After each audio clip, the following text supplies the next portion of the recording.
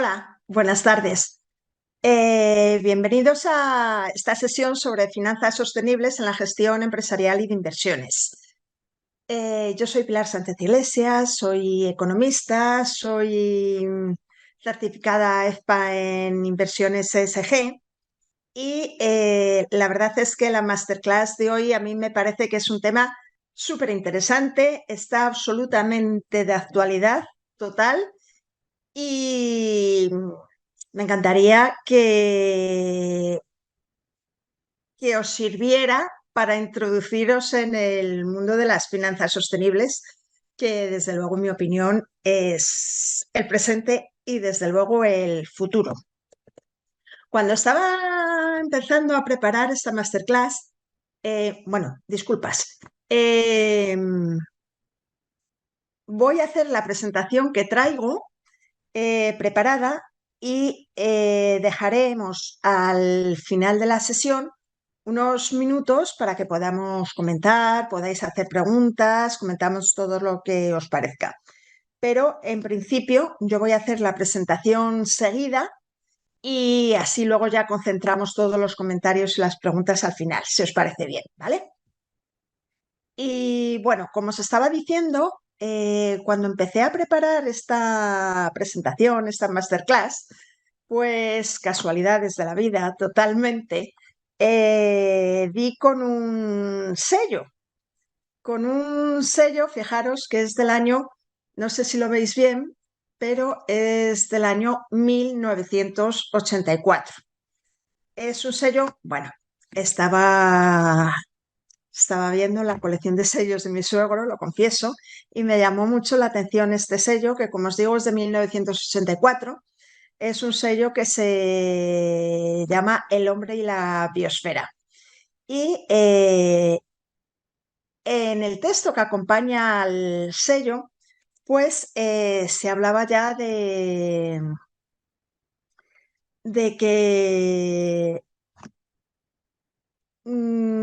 reproducía, bueno, como veis, el sello reproduce el estudio dimensional del hombre que hizo Leonardo da Vinci, ¿vale? Y quiere significar los límites del ser humano, límites a los que el ser humano debe someterse y no alterar el equilibrio del medio en el que vive. Es lo que cuenta la presentación del sello, ¿vale? Entonces, nos recuerda que la biosfera es un concepto que nos sirve para designar la zona del planeta donde perdón, donde se desarrolla el fenómeno de la vida. Y entre los seres vivos que habitan en la biosfera, parece ser que el hombre es el rey, es considerado el rey.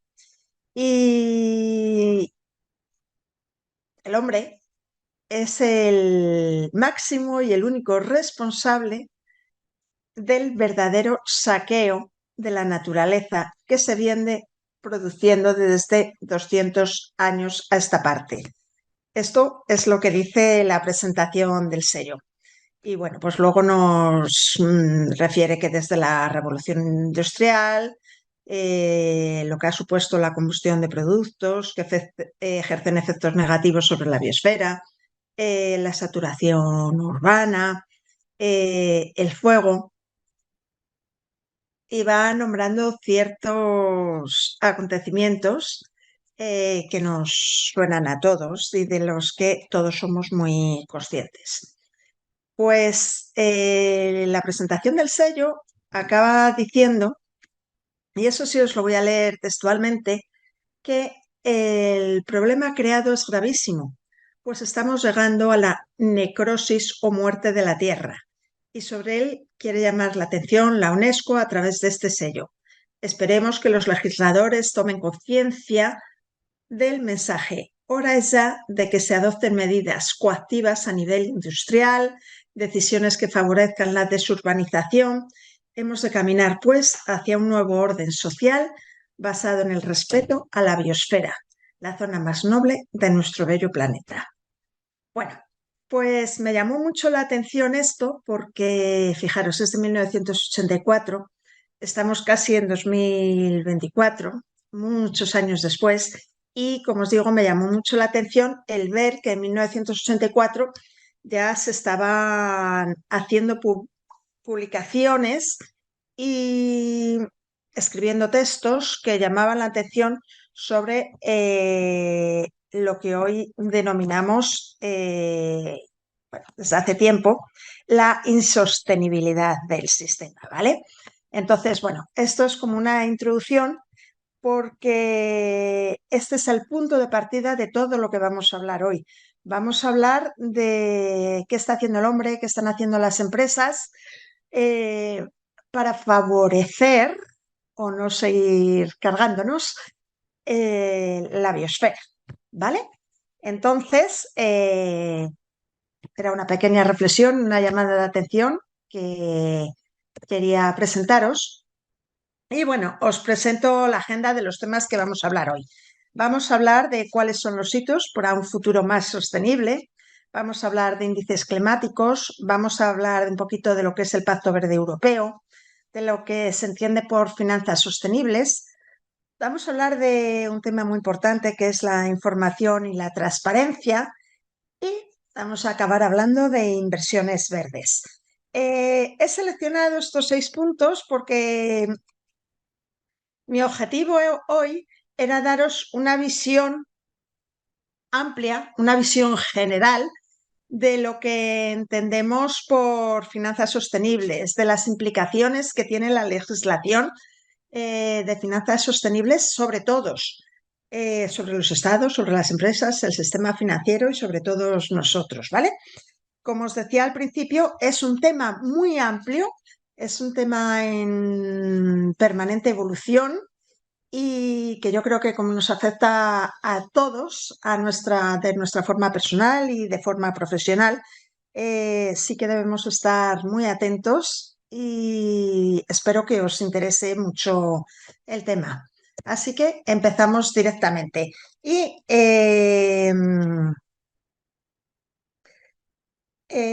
voy a hablar, para empezar, un poco de lo que llamamos los criterios ASG o criterios ESG, ¿vale? Unos son las siglas en castellano, otras son las siglas en inglés, ¿vale?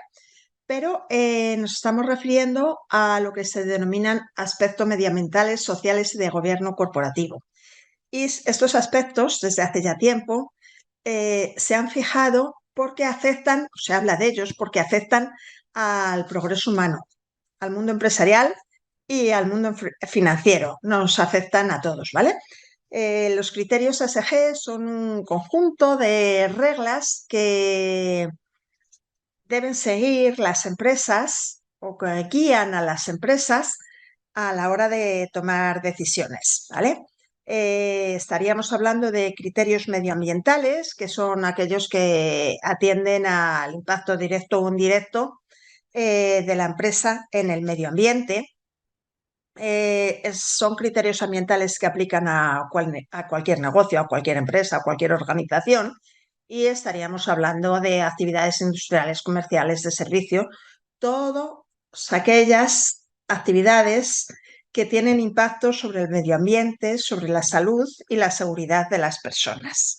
Estaríamos también hablando de criterios sociales que responden a la relación de la empresa con la sociedad en su totalidad, ¿vale? Son aspectos muy variados, estaríamos hablando de diversidad y de inclusión, de derechos humanos, de las condiciones del trabajo, de las condiciones de salud y de seguridad, las relaciones con los empleados, estaríamos hablando de brechas salariales, de comunidades afectadas, de consumidores, de usuarios. Eh, Como veis, es un tema muy, muy amplio y, desde luego, en los últimos tiempos sí que nos parece a todos, yo creo que los criterios sociales están igualando su importancia a los criterios ambientales, que ya se habían desarrollado mucho y ahora se están desarrollando mucho los criterios sociales. Y desde luego los compromisos sociales de una empresa mejoran mucho la marca de esa empresa, la imagen de esa empresa y la percepción que de esa empresa tiene la sociedad, ¿vale? Y luego estaríamos hablando de criterios de buen gobierno, que son aquellos parámetros que velan por los intereses de todas las personas a las que afecta las decisiones empresariales, ¿vale? Eh, es muy importante que las compañías estén gestionadas de una manera adecuada y transparente, que tengan un adecuado control que tengan una adecuada gestión de riesgos y un adecuado control interno de estos riesgos, que haya transparencia, independencia, responsabilidad ética, anticorrupción, equidad salarial. Todos estos factores, sabemos, son los criterios de buen gobierno y sabemos que generan valor, que mejoran la confianza que tienen los clientes, los trabajadores y los demás grupos de interés en las empresas, ¿vale? Entonces, como veis, estos criterios ASG o criterios ESG, que son los medioambientales, sociales y de gobierno corporativo, eh, pueden variar en función del contexto donde estemos hablando, de la empresa en la que estemos hablando, de la organización en que estemos hablando. Pero desde luego, en el día de hoy entendemos, se entiende que todas las empresas deben gestionarse sin perder en vista estos criterios ASG, ¿vale? Todas las empresas deben integrar en su desarrollo y en su expansión los criterios ASG y esto nos lleva a hablar también mínimamente de lo que se llama la RSC, que es la responsabilidad social corporativa, ¿vale? Que es el compromiso que tienen las empresas para desarrollar una visión de negocio en la que se tienen en cuenta los criterios ESG, ¿vale? Que se tienen en cuenta los derechos laborales, los valores éticos, el medio ambiente y la sociedad. Todo, como he comentado antes, con independencia del sector en el que trabaje la empresa.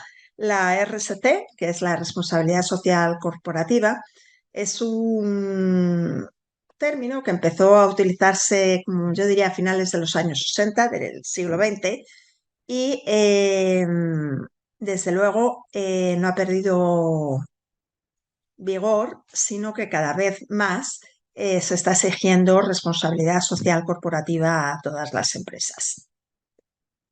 Y pasamos a hablar de lo que yo considero los hitos importantes cuando vamos a hablar de finanzas sostenibles, de inversión sostenible, ¿vale? Y uno de los hitos más importantes es la Agenda 2030, ¿vale?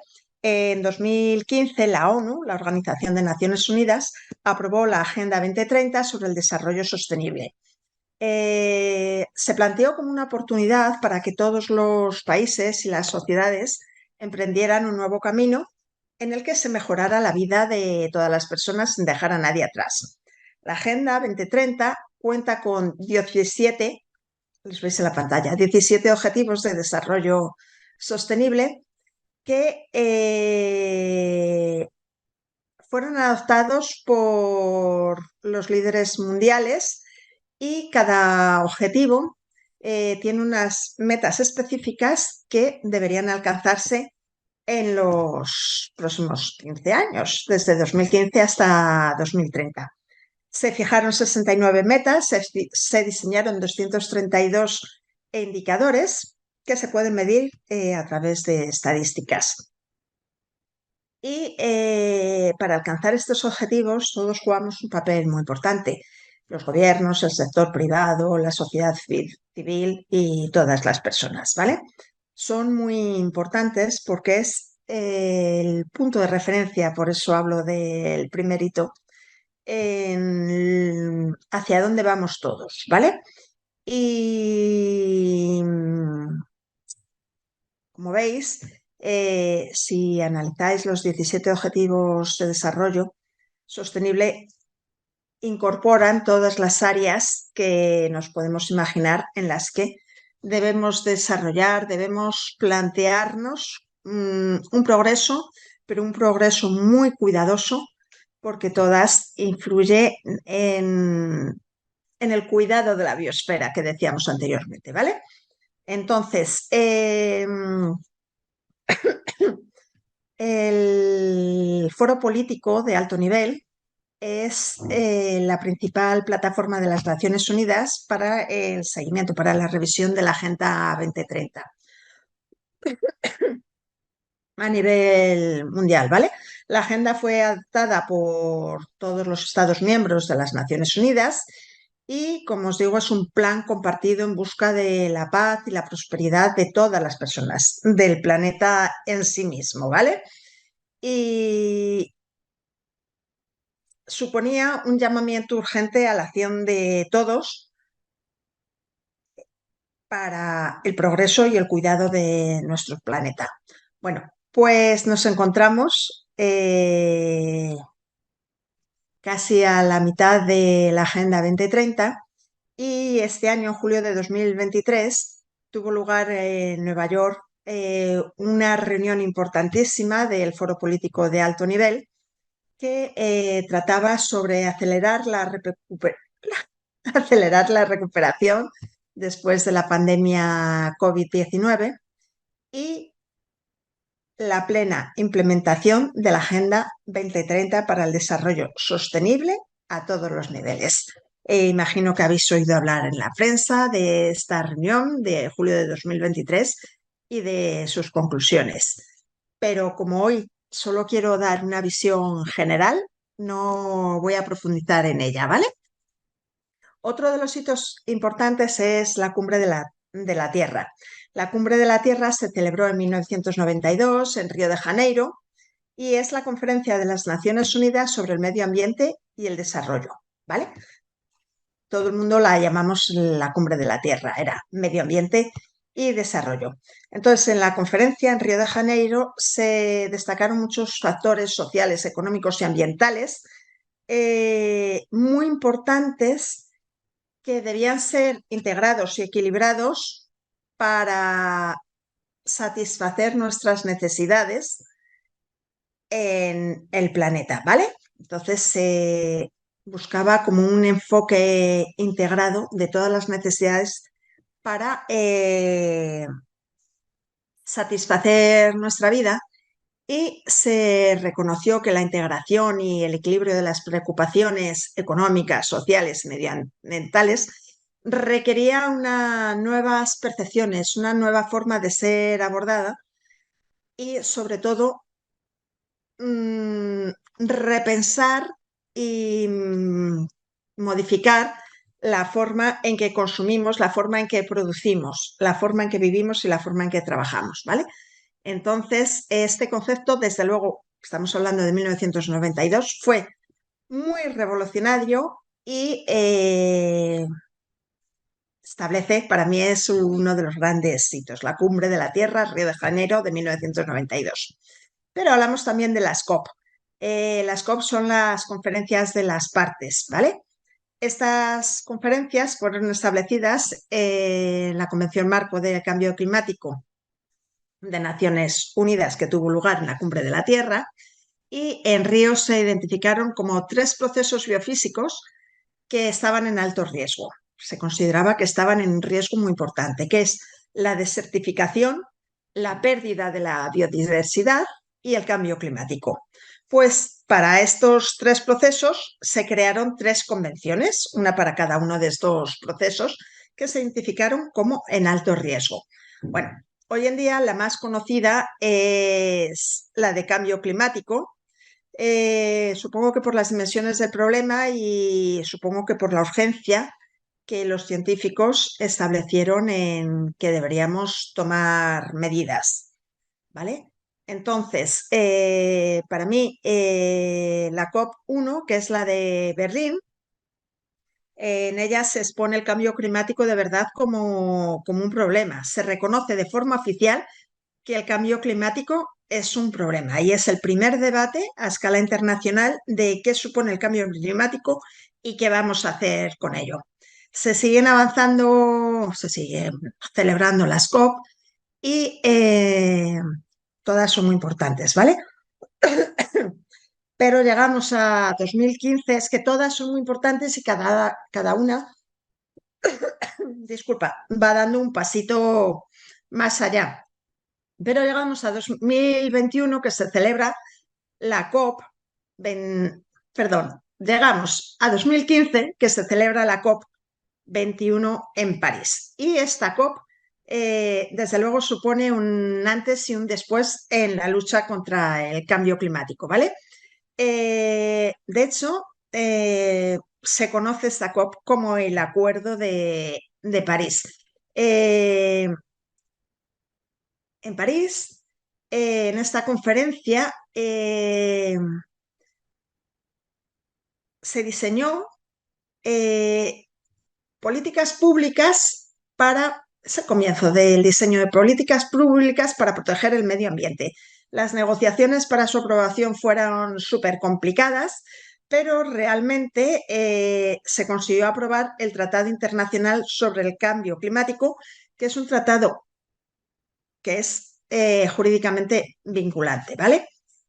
Entonces, eh, el Acuerdo de París lo que pretende es dirigir el esfuerzo global durante las próximas épocas, durante los próximos años, las próximas décadas, a combatir el cambio climático, ¿vale?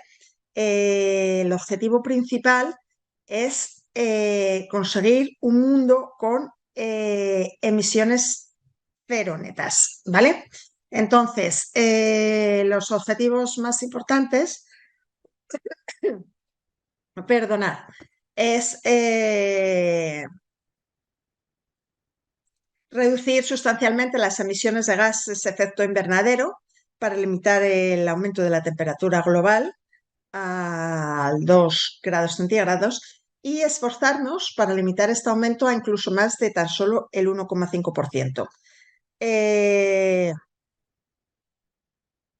El acuerdo, como os digo, es legalmente vinculante para todos los países participantes y entró en vigor en 2016. Se implanta por ciclos de 5 años y en el 2023 se realiza el primer balance mundial en el que se evalúan los avances de los objetivos perseguidos con el Acuerdo de París, ¿vale?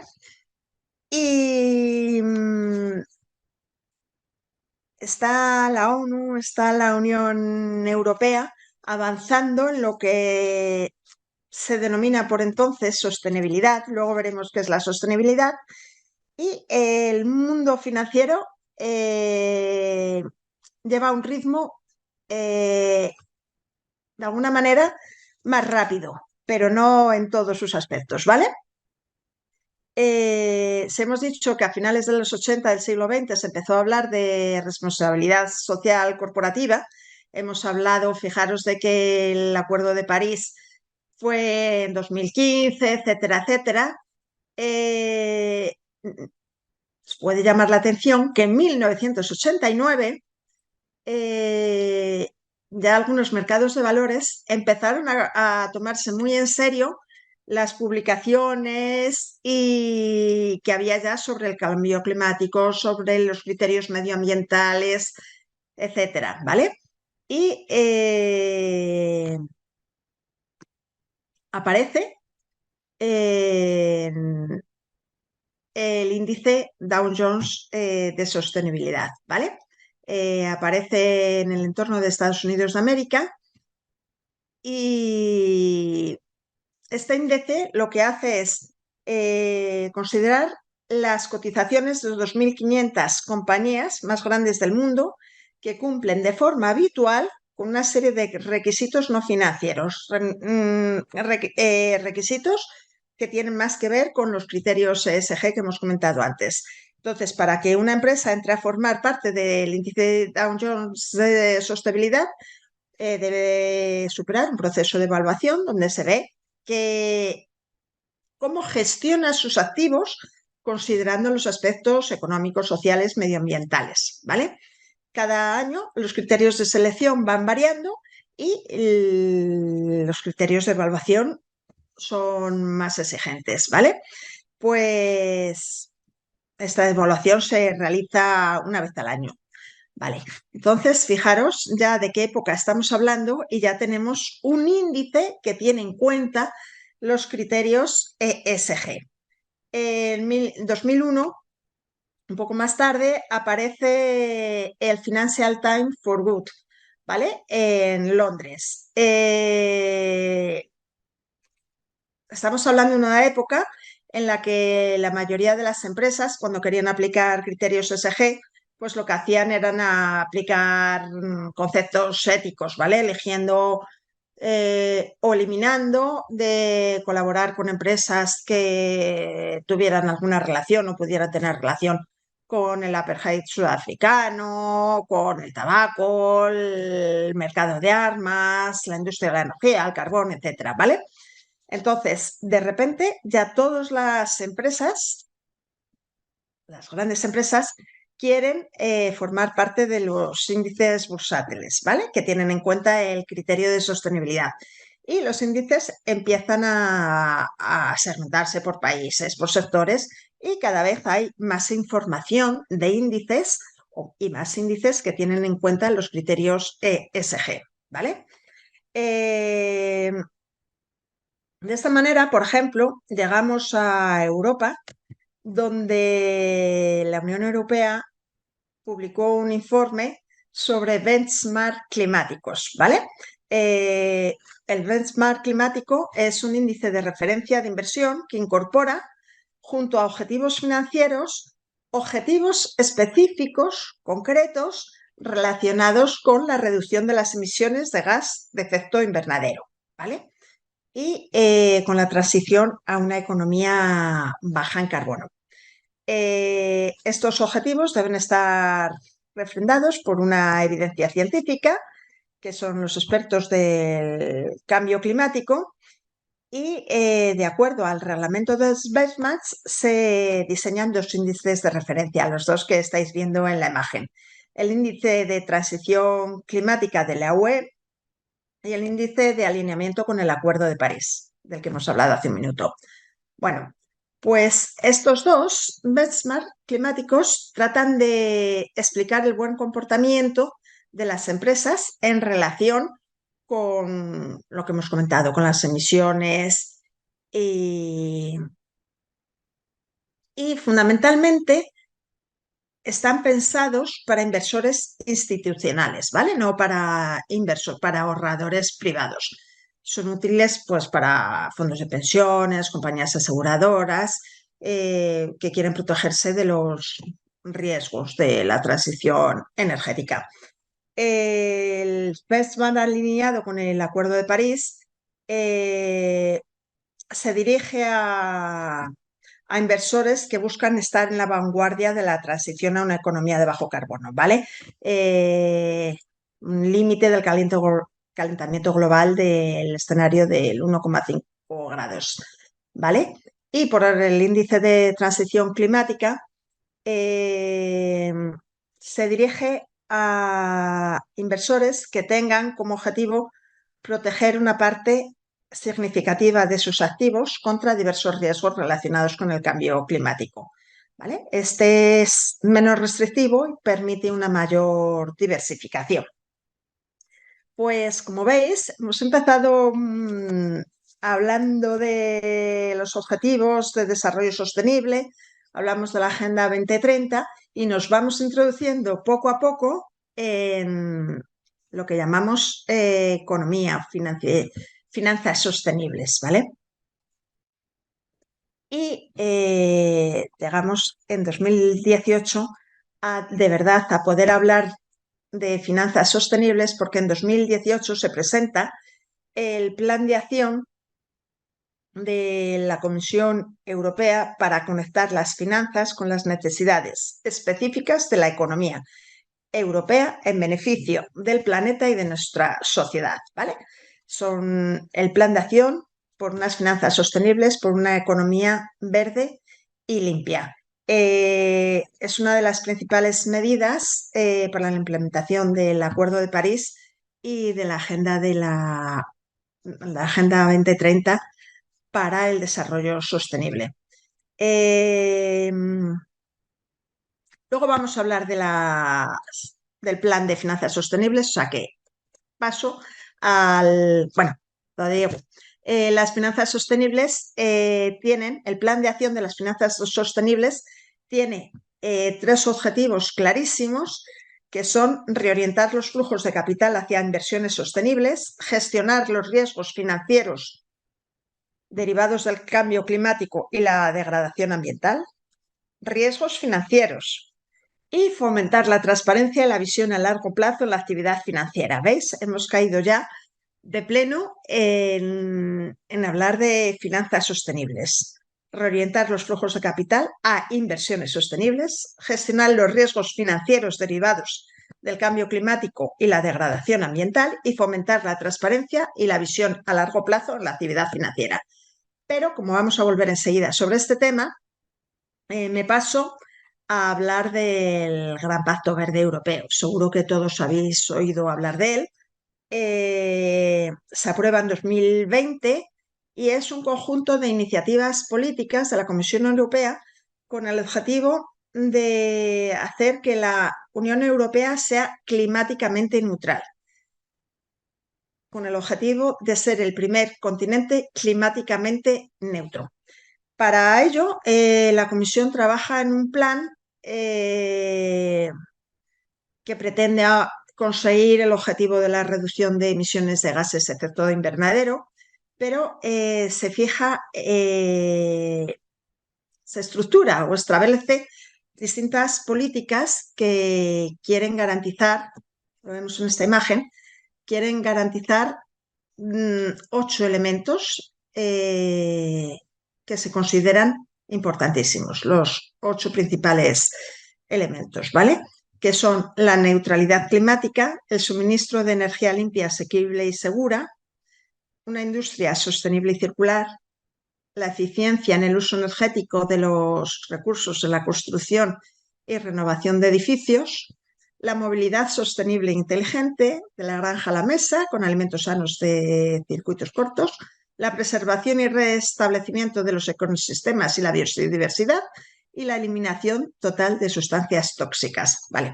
Es una estructura muy elaborada, pero realmente tiene un objetivo claro: trasladar la inversión hacia proyectos y empresas más sostenibles para que la transición a una economía baja en carbono sea más rápida. Entonces, para mí, estos son los hitos y esto es el marco en el que se desarrollan las finanzas sostenibles, que es nuestro gran tema de hoy, ¿vale? Y me vuelvo a lo que anticipé antes, que era el plan de finanzas sostenibles, ¿vale? Como os he comentado antes, la Comisión Europea puso en marcha en 2018 su plan de acción de finanzas sostenibles, que tenía los 3 objetivos que hemos hablado antes: reorientar los flujos de capital hacia la inversión sostenible, gestionar los riesgos financieros derivados del cambio climático y fomentar la transparencia y la visión a largo plazo de la actividad financiera. Para estos 3 objetivos, el plan de finanzas sostenibles establece 10 acciones, ¿vale? Y la primera de ellas es establecer una taxonomía sostenible para la Unión Europea, y el resto de ellas las veis en la imagen. El plan lo que nos lleva es a establecer unas acciones sobre las que hay que desarrollar, ¿vale? Nos fija como unos objetivos y nos da las guías para poder conseguir un universo de finanzas sostenibles, ¿vale? Entonces, como habéis visto antes, la primera acción era establecer una taxonomía sostenible para la Unión Europea. Ok, pues vamos a ver qué es la taxonomía. Hasta entonces se estaba hablando mucho de sostenibilidad, era un plan de acción de finanzas sostenibles, ¿vale? Pero no había un lenguaje común. Cada uno nos referíamos, cada uno como personas, como empresas, como organizaciones, como países, nos referíamos a sostenibilidad de formas diferentes, ¿vale?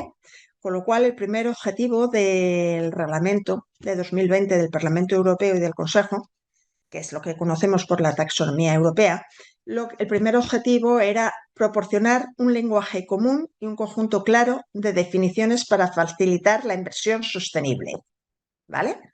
Entonces, lenguaje común para facilitar la inversión sostenible. Y nos proporciona un marco de clasificación para clasificar, para identificar qué actividades económicas pueden ser consideradas sostenibles, ¿vale? Entonces, es el punto de partida donde ya tenemos unas reglas muy claras y muy concretas que nos van a permitir identificar qué actividades económicas se pueden considerar sostenibles y nos va a permitir una inversión sostenible, ¿vale? Entonces,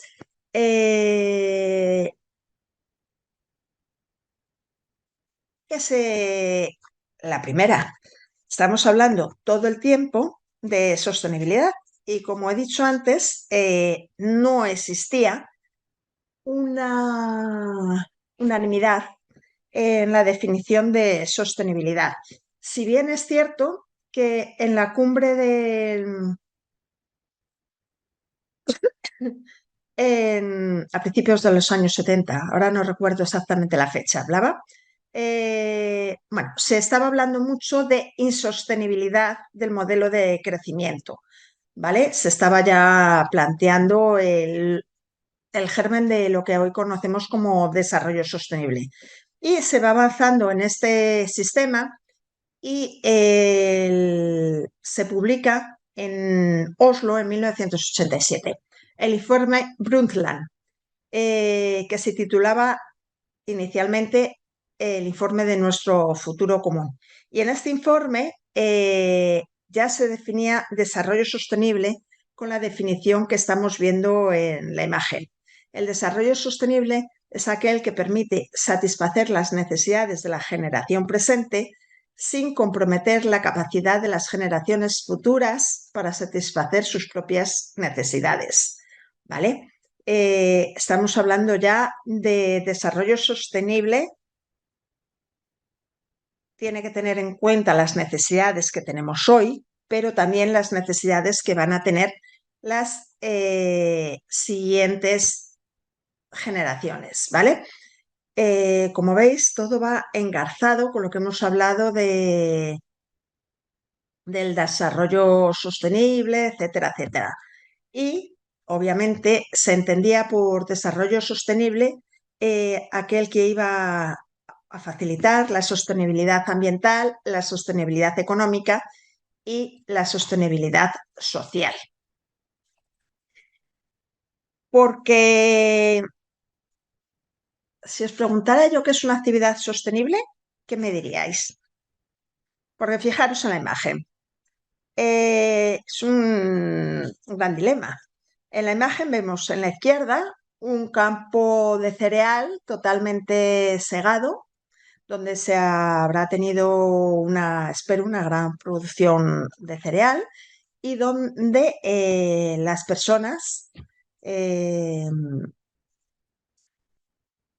están trabajando en el campo y se dedican a sembrar, cultivar, recoger el cereal. Llevar sus procesos y con los tiempos de las estaciones, etcétera, etcétera.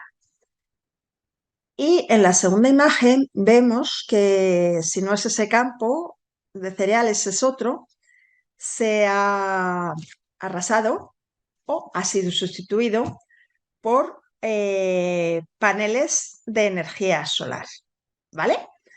La pregunta del millón, la pregunta que yo os planteo para que podáis reflexionar sobre ella es qué os parece más sostenible a vosotros.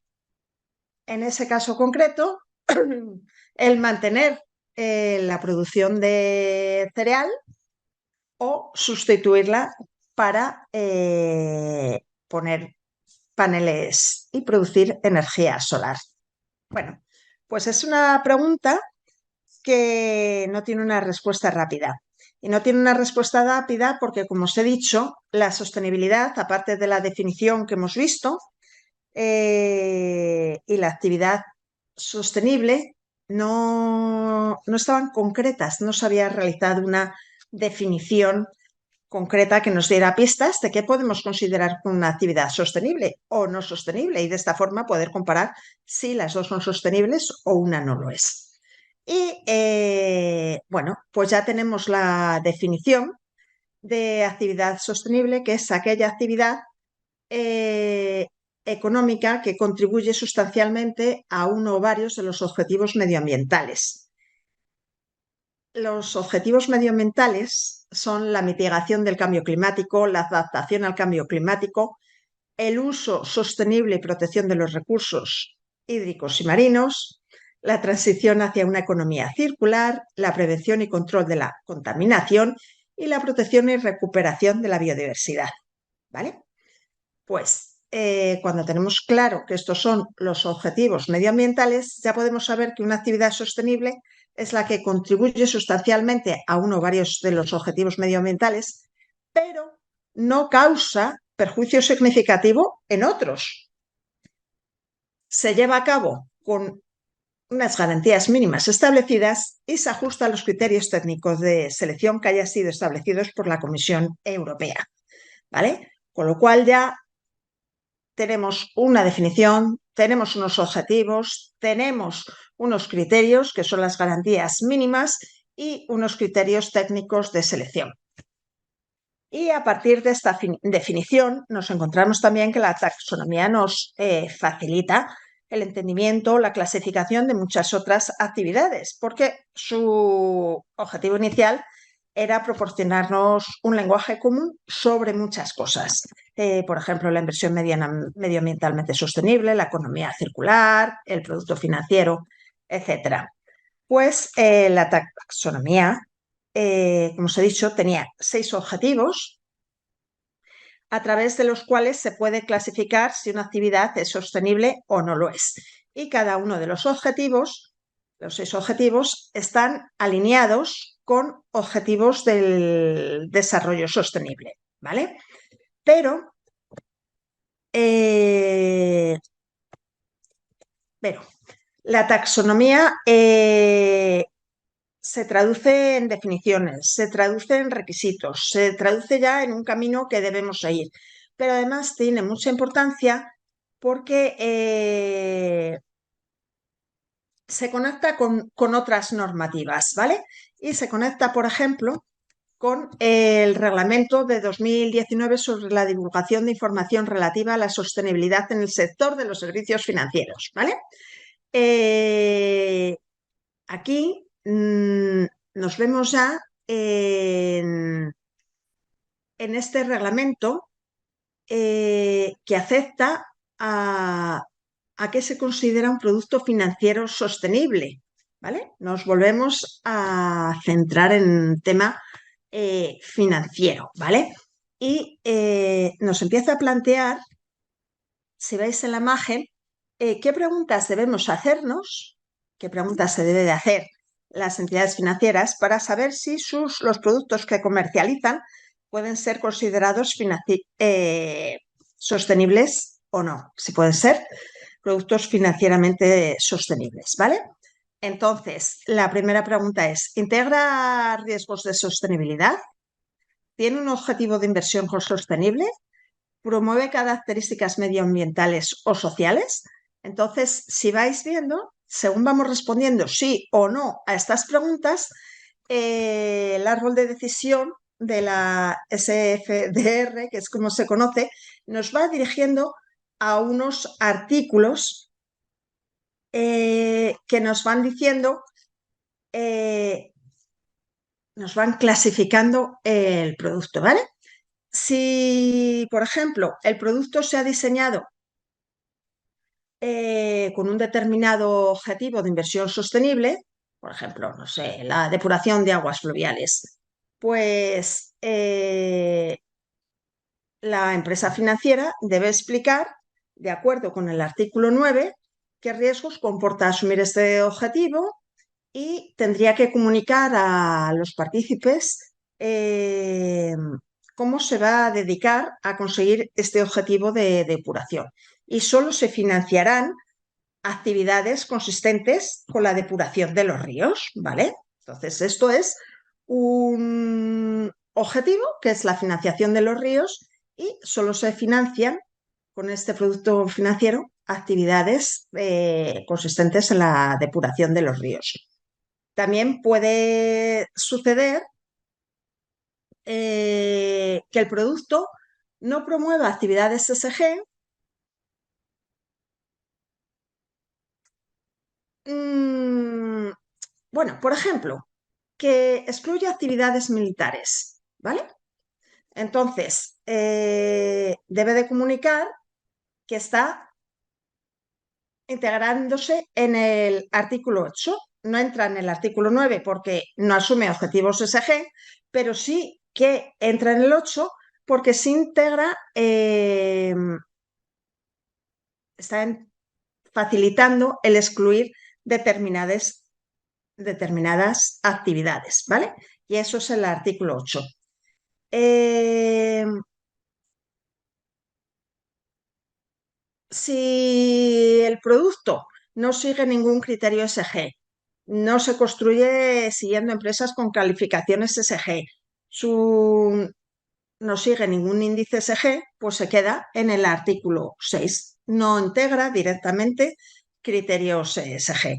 Y bueno, luego hay ahí una pequeñita obligación de comunicación para aquellos productos convencionales, los que están bajo el 6, que sin presentar ninguna obligación SG, sí pueden integrar algún riesgo SG. Se trata de fondos que no tienen una estrategia SG, pero que tienen los fondos que integran, las empresas tienen buenas prácticas ESG.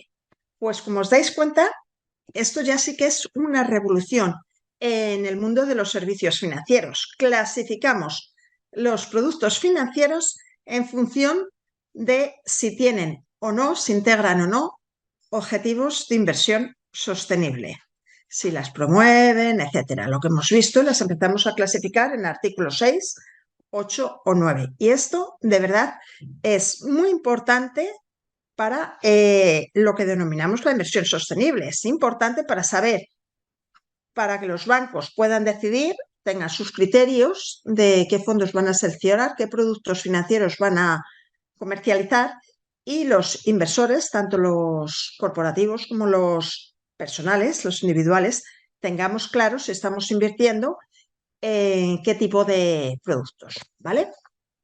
Otra de las normas importantísimas es lo que se denomina la NFRD, la Directiva de Reporte No Financiero, ¿vale? Está destinada a grandes empresas, tiene como objetivo identificar los riesgos que permiten identificar, mejorar la sostenibilidad y aumentar la confianza, ¿vale? Lo que hace esta directiva es obligar a todas las empresas a divulgar información no financiera. Esto es importantísimo porque antes leíamos las memorias de las empresas y para decidir si estaban bien posicionadas o no, siempre leíamos balances, cuentas de resultados, informaciones financieras. Pero de repente, en 2014, se aprueba la Directiva de Reportes No Financieros que obliga a las empresas, a grandes empresas, a presentar información no financiera, que tiene referencia con factores sociales, medioambientales e información sobre la política de diversidad, ¿vale?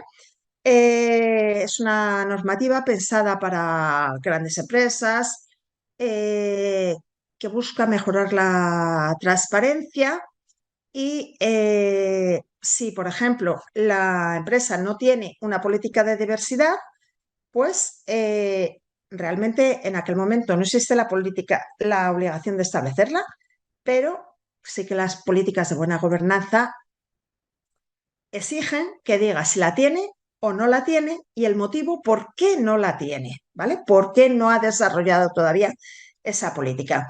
Entonces, como veis, empieza a darse mucha importancia a lo que hemos denominado al principio de todo los criterios ESG, que realmente son aspectos no financieros del desarrollo de las empresas. Y con esta directiva se establece la obligación de que los auditores de cuenta comprueben si se ha facilitado el informe del estado de información no financiera o no. Y se da un paso más adelante, más avanzado, con la Directiva sobre Informes de Sostenibilidad Corporativa.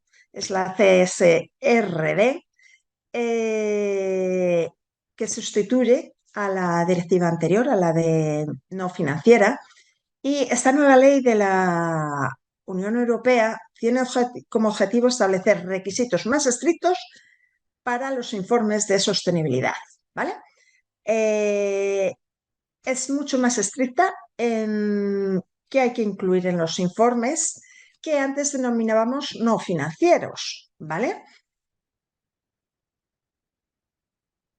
Y busca aumentar la calidad y el ámbito de esta información para ayudar a los inversores y a otros grupos de interés a tomar decisiones más informadas en cuanto a la sostenibilidad de las empresas. Entonces, la manera de informar de cómo se hacen los negocios va a responder a criterios muy estandarizados ya y sostenibles en línea con el Pacto Verde Europeo, la Agenda de Finanzas Sostenibles y los ODS, ¿vale? Esta norma deja muy patente el compromiso de la Unión Europea con el respeto de los derechos humanos y la reducción del impacto sobre el planeta. Entonces, ¿qué favorece? Que haya normas medibles y comparables, porque si antes cada empresa podía contar lo que considerara más importante de aspectos no financieros, ahora ya hay criterios, hay puntos que son obligatorios de explicar y de tratar, con lo cual se puede comparar mucho o totalmente los informes de una empresa con los de otra, ¿vale? Y además, para cumplir con los requisitos de la CSRD, los informes deben ser certificados y verificados por un auditor o certificador independiente y acreditado, ¿vale?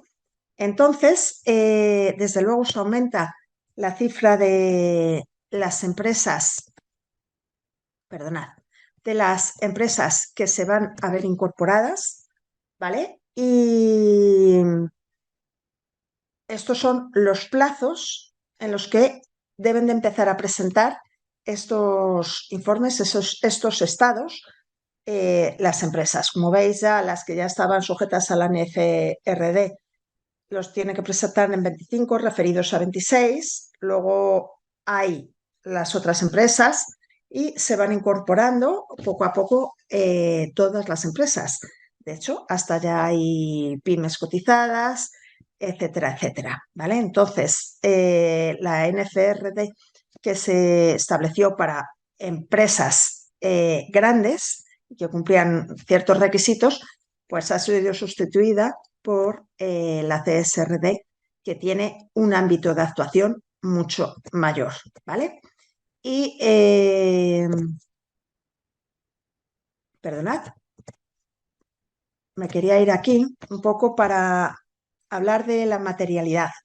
La materialidad, la normativa, exige que se establezca la materialidad, que se estudie, que es el principio de definir los temas sociales y ambientales que más importan a las empresas y a las partes interesadas, ¿vale?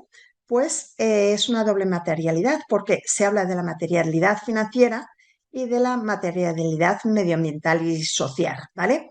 se trata de identificar los factores ambientales, sociales y de gobierno corporativo más materiales, que tienen mayor impacto, que son más relevantes para la organización, ¿vale? Entonces, la materialidad financiera tiene por principio definir qué cuestiones del medio ambiente pueden impactar en el valor financiero de la empresa, ¿vale? Es una información que tiene un gran valor para los inversores en la empresa. Y la materialidad medioambiental y social tiene como objetivo definir cuáles son los temas en los que la empresa impacta en su entorno, ¿vale? ¿Qué actividades de la empresa tienen impactos medioambientales y sociales en su entorno? Entonces, veis que una materialidad va de fuera hacia adentro, del medio ambiente a la empresa, y la otra de la empresa al medio ambiente, de forma que se pueden estudiar todos los impactos de fuera hacia adentro y de dentro hacia afuera que tiene la empresa, con el objetivo de estudiar la materialidad. Se van incorporando las valoraciones que se ha realizado a cada uno de los aspectos que hayan sido considerados y se empieza a tener en cuenta cuáles son los más relevantes, cuáles son los menos relevantes, cuáles son los más importantes y los menos importantes. Y como os he dicho, de esta manera, no son solo las empresas financieras las que deben de informar de sus objetivos medioambientales, sino que todas las actividades económicas empiezan a alinearse con la taxonomía y esto ya tiene una gran transparencia en el mercado y nos va a permitir a todos los inversores tomar decisiones informadas, ¿vale? Y para acabar, voy a hablar del estándar europeo de bonos verdes. Es un estándar voluntario que exige que a la renta fija que quiera cumplir con este estándar europeo, le exige 4 requisitos, ¿vale? Estos 4 requisitos son que cumple la taxonomía, que es transparente, ¿vale?, sobre los procesos de elegibilidad de los recursos, que tiene una verificación externa que asegura el compromiso normativo con la regulación y la taxonomía y que es supervisada con los expertos de la ESMA. Es decir, se requiere una verificación de revisores expertos para ver si se pueden clasificar como bonos verdes, como los bonos que cumplen el estándar verde, el estándar europeo de bonos verdes. Disculpad, ¿vale? Pero no todo lo que denominamos inversiones verdes eh, cumplen los estándares, ¿vale? A día de hoy tenemos esto, que es el estándar europeo de bonos verdes, y también hablamos mucho de préstamos verdes, que son aquellos que cumplen también la regulación vigente y los 4 requisitos de los estándares que hemos visto antes, ¿vale? Sí que hay muchos préstamos que pueden ser el project finance, el préstamo sindicado, la línea de crédito. Pero realmente, ¿qué ha ocurrido? Que todo el mundo ha apostado al verde, ¿vale? Entonces, se han producido se comercializan muchos productos, no digo solo financieros, pero muchos financieros que se clasifican como verdes y realmente no son verdes, ¿vale? Porque no cumplen los requisitos que hemos comentado antes, no tienen inversiones en actividades que se puedan clasificar sostenibles, no cumplen la taxonomía, etcétera. Entonces, habréis oído hablar seguramente del greenwashing, que es la normativa que se está desarrollando para acabar con este efecto, que es que muchas empresas han empezado a comercializar productos verdes que realmente, cuando profundizamos en su estudio, nos damos cuenta que no son verdes, ¿vale? Entonces, voy a acabar en este momento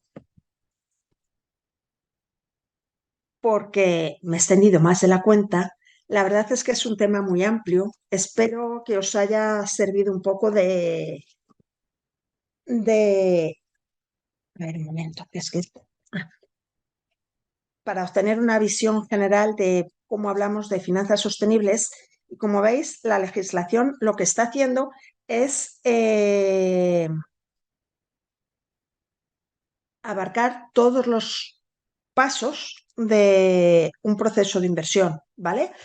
Está obligando a las empresas a tomar conciencia sostenible, a realizar actividades sostenibles y a aplicar criterios sostenibles y a publicarlos a empresas de cualquier sector. Está obligando a las empresas financieras a clasificar sus productos financieros de acuerdo al artículo 6, al artículo 8 y al artículo 9 que hemos visto. Está, por ejemplo, también mm, emitiendo normativas sobre la idoneidad y de la distribución de seguros, ¿vale? Sobre qué formación, qué criterios, quiénes son los proveedores de productos financieros y qué criterios deben de tener de los gestores de activos y los asesores de inversiones. Y nos está ayudando a todos los inversores particulares a poder entender lo que es una inversión verde, una inversión sostenible y para facilitarnos cómo poder, bueno, el saber si queremos invertir en verde o no, por lo menos saber. Voy a ver si tengo alguna pregunta. Eh, vale, estoy viendo. Estoy totalmente de acuerdo, María. Ojalá tuviéramos más tiempo y ojalá tengamos una sesión 2. Yo estaría encantada de hacerlo. Para mí sí que es un tema muy interesante. Como os he dicho al principio, quería abarcar muchos temas, pero porque tuvierais un conocimiento de todo lo que tiene que ver con la economía verde, con las finanzas sostenibles. Y de verdad, si estáis interesados, escribirnos al Instituto Europeo de Posgrado para que sepamos que estáis interesados y para que os podamos contar qué cosas vamos a hacer para compartir con vosotros el conocimiento y el desarrollo de las finanzas sostenibles. Como veis, es un tema apasionante y que está en nuestro presente y en nuestro futuro. Creo que no tengo ninguna pregunta, pero sí os animo a que ampliéis vuestros conocimientos y a que desde luego nos escribáis al IEP para que nos contéis qué os gustaría conocer y, y os contamos qué queremos hacer, ¿vale? Pero contarnos qué queréis saber para que también vayamos aproximándonos a vosotros. Muchísimas gracias por vuestra asistencia y gracias. Hasta luego.